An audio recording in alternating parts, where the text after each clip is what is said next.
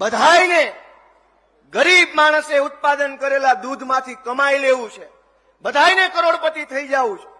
તમે વિચાર કરો કે આખા ગુજરાતના જેટલા જિલ્લા દૂધ ઉત્પાદક સંઘ છે, એ બનાસ હોય કે સાબર હોય કે સર્વોત્તમ હોય કે સાવજ હોય કે મધુર હોય, આખા ગુજરાતના દૂધ સંઘ આખરે તો અમૂલમાં દૂધ આપે છે, આ ફેડરેશનમાં દૂધ આપે છે. વિચાર કરજો દોસ્તો કે ફેડરેશન દ્વારા ગુજરાતના તમામ જિલ્લા સંઘોને એક સરખો ફેટનો ભાવ ચૂકવવામાં આવે છે. કેમ કે ફેડરેશન એક જિલ્લાને વધારે એક જિલ્લાને ઓછો નહીં આપી શકે. ફેડરેશનનો ભાવ સમાન હોય છે, પણ જિલ્લા સંઘમાં ક્યાંક ફેટનો ભાવ 8 રૂપિયા, ક્યાંક 9 રૂપિયા, ક્યાંક 7 રૂપિયા. તમે વિચારો કે કરોડો રૂપિયા ભાજપના માણસો ખાઈ જાય છે અને એ પૈસા ક્યાં વપરાય છે?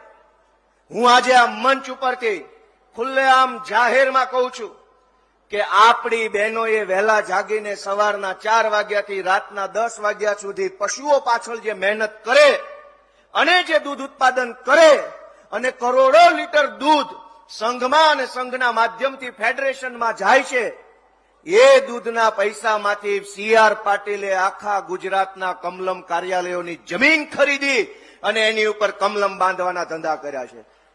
ગુજરાતના લગભગ જિલ્લાઓમાં સી.આર. પાટીલે સહકારી આગેવાનોને દાબ દબાણ કરી, ધાક ધમકી કરી, મોટા મોટા હોદ્દાઓ અપાવવાની લાલચ આપી, સહકારના પૈસાથી જમીનો લીધી, સહકારના પૈસાથી કમલમ બન્યા.